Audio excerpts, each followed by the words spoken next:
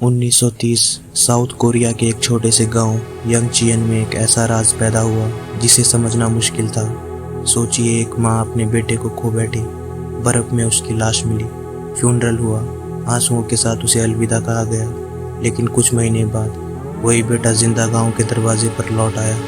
एक लाश, एक वापसी और एक राज जो आज तक सुलझा नहीं। मैं हूँ सूरज महत और आप देख रहे हैं डार्क लेयर फाइल्स।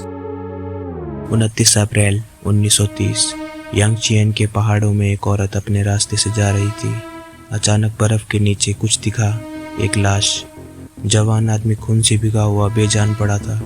गांव के लोग वहां इकट्ठा हुए और उनके चेहरे पे सिर्फ एक चीज थी, डर।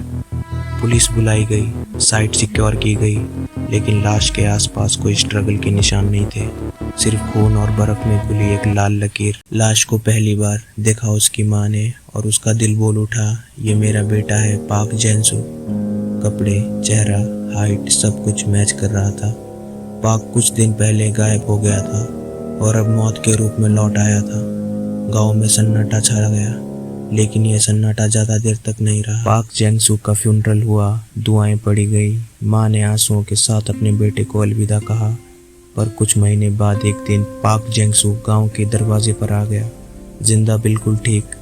माँ का चेहरा खुशी से भर गया, पर साथ ही एक सवाल जिसने सबको हिला दिया, अगर पाक जिंदा है तो जिसकी लाश मिली थी वो कौन था? पुलिस ने केस दोबारा शुरू किया, पर 1930 के साउथ कोरिया में फॉरेंसिक टूल्स बहुत लिमिटेड थे। सबूत सिर्फ कपड़े और गवाहों के बयान थे। आप सोचिए, कैसे पता चलेगा कि लाश असली पाक की थी या किसी और की?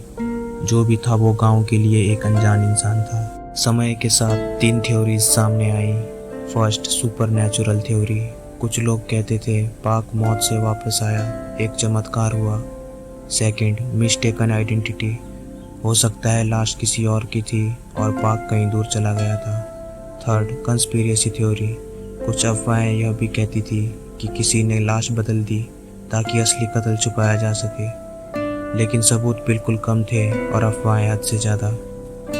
आज के फॉरेंसिक दौर में पुराने राज खोलना मुश्किल नहीं। रिसर्चर्स ने फेशियल रिकंस्ट्रक्शन और डीएनए टेस्टिंग की और पता चला कि वो लाश एक अननोन आदमी की थी। नाम, पहचान, कहानी सब अजनबी। आप सोचिए, वो इंसान कौन था, कहाँ से आया और क्यों मरा?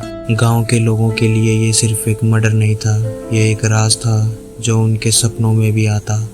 मौत और जिंदगी के बीच एक पतली लकीर जिसे समझना मुश्किल है।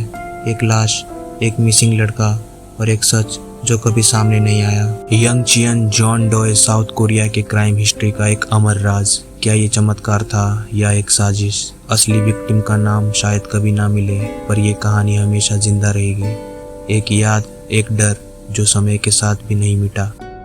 यंगचियन जॉन डॉय केस, एक कहानी जो मौत और जिंदगी के बीच के राज को हमेशा सस्पेंस में रखेगी। मैं हूँ सूरज महत और आप देख रहे थे डार्क लेयर फाइल्स। अगर आपको ये वीडियो पसंद आए तो लाइक, शेयर और सब्सक्राइब करें। डार्क लेयर फाइल्स, हर राज का सच आपके सामने।